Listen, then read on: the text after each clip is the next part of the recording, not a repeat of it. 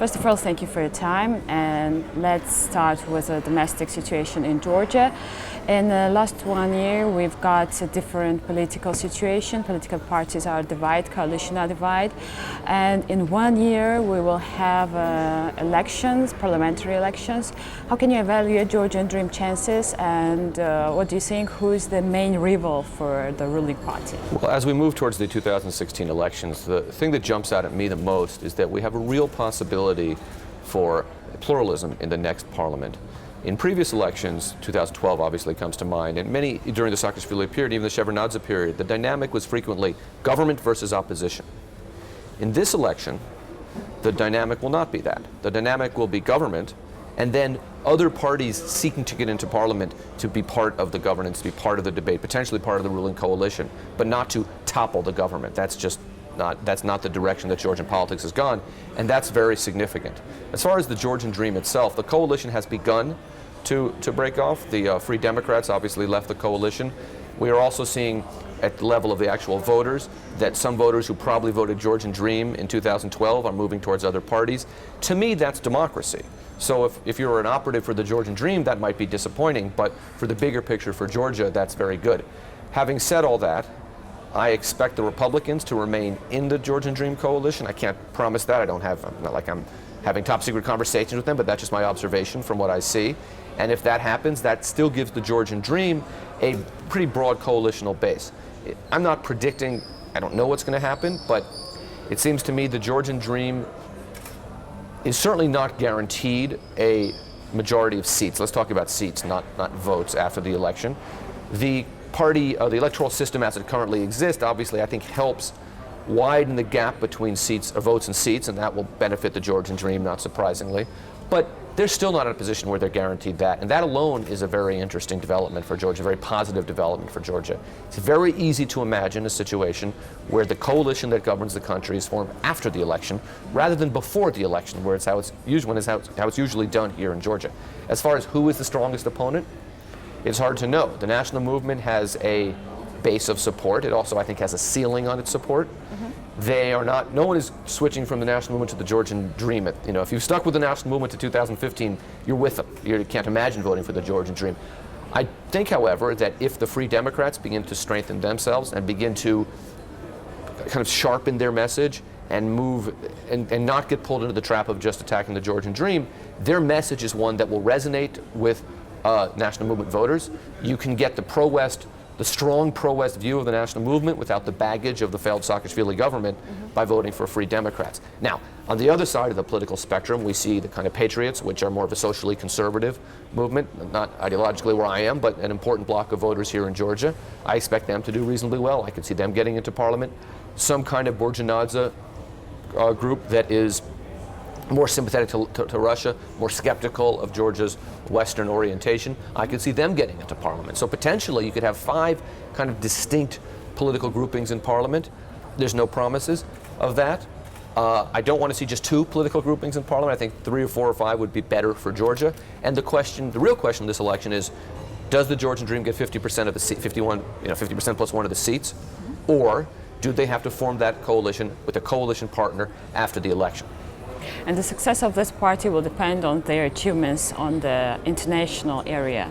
And we know that Georgia has 2 dreams. It's to get visa liberalization and to get a map in the very next future. What do you think? Will the current government achieve this? Well, the Georgian Dream's prospects in the next election also depend a great deal on what happens domestically. If they can turn the economy around and have real economic growth, they'll be fine.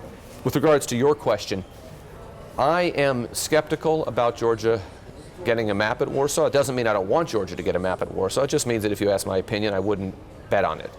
And the Georgian Dream, but more importantly, the Georgian people need to be prepared for that.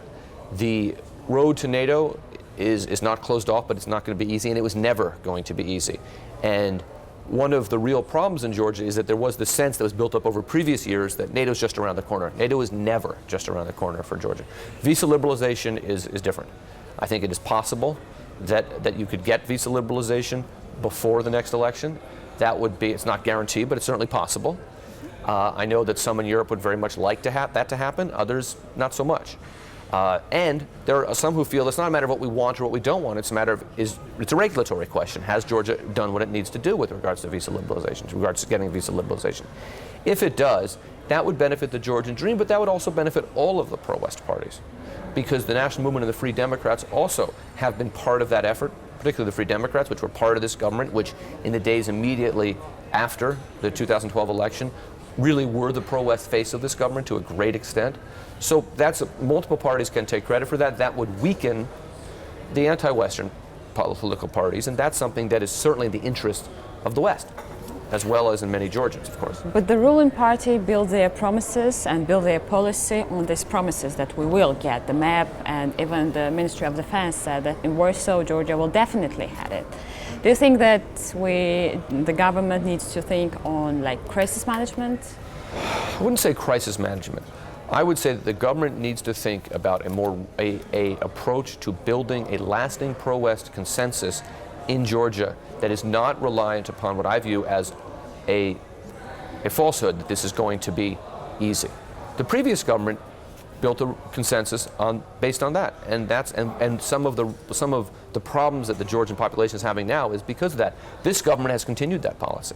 It's in the short-term political interest of the government to always say, hey, wait till 2016. Now, if we don't get MAP, we'll worry about that afterwards.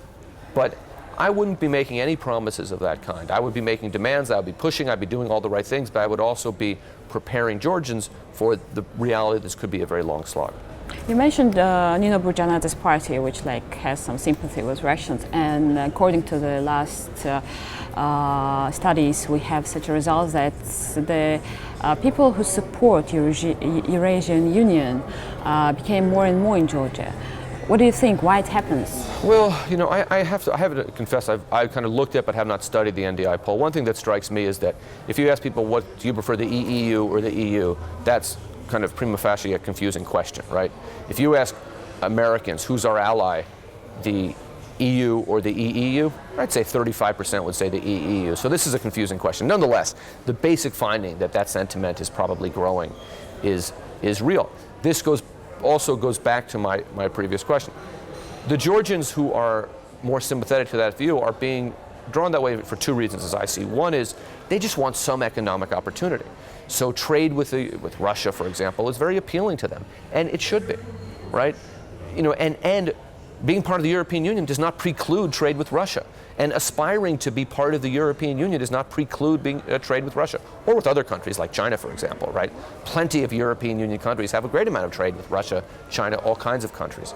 It also reflects a sense from some in Georgia that we've been hearing about the West for a long time, they haven't delivered. That's more troubling, and that's a result of the political dynamic of the last few years. It also reflects a Russian propaganda or soft power effort to paint the European Union in a certain way, right? So for many people in the former, many social conservative people in the former Soviet Union, the European Union has been defined as marriage equality, right? Now, in my personal view, LGBT equality is a very important issue and a very important right, and it's something even in the United States where we're still having this argument and having this fight, although I think we're winning finally. But in here, Russian propaganda has been effective in that, and I think that there has been an effort, there's not been the effort to really think through how to combat that.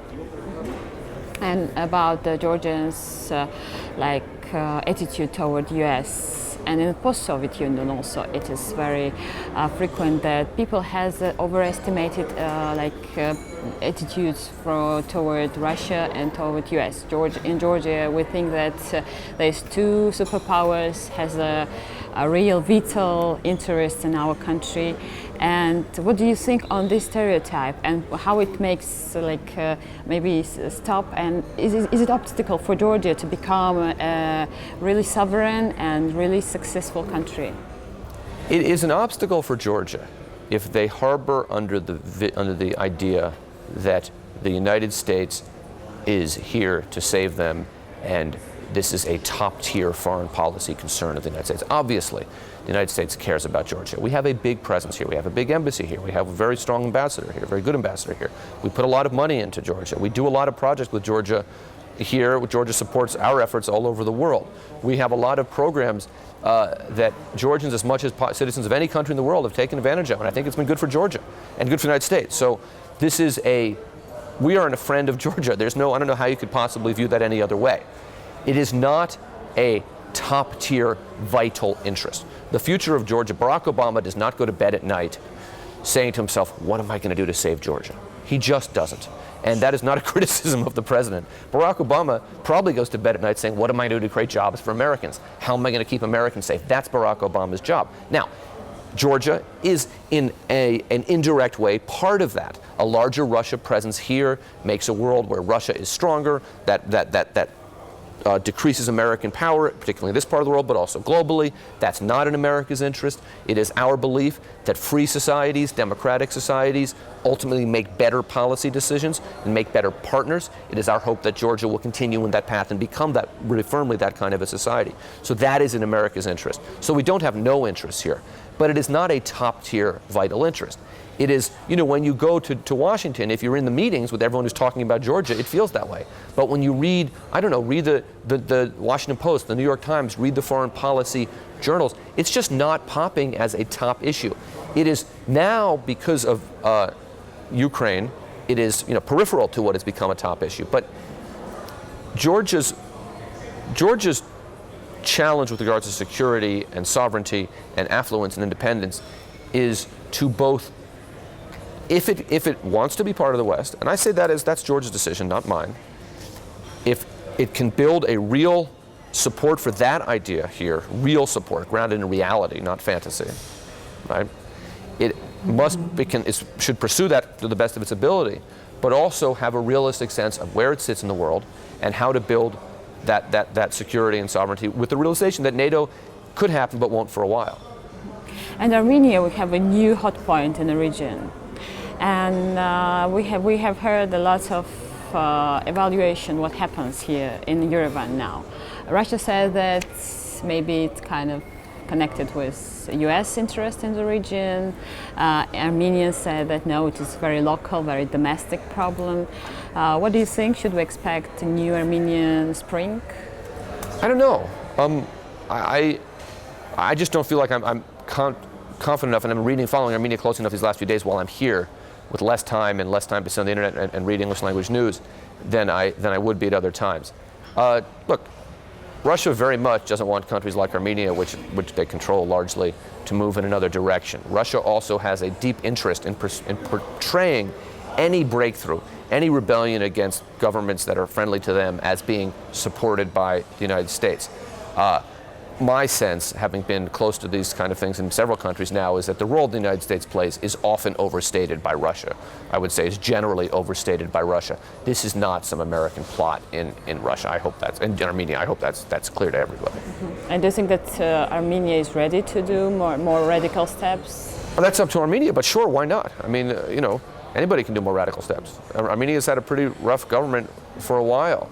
And it would be great to see that change. I think that obviously it's a complicated part of the world, right? I mean, you have Azerbaijan, which is becoming more repressive and more authoritarian with every passing week. You have this ongoing Nagorno-Karabakh conflict. You have Russia, which has Armenia's side in that Nagorno-Karabakh conflict. It's a very complicated set of arrangements there. So how this shakes out, we just don't know yet. Okay, let's see. Thank you. Thank you for your time. Thank you.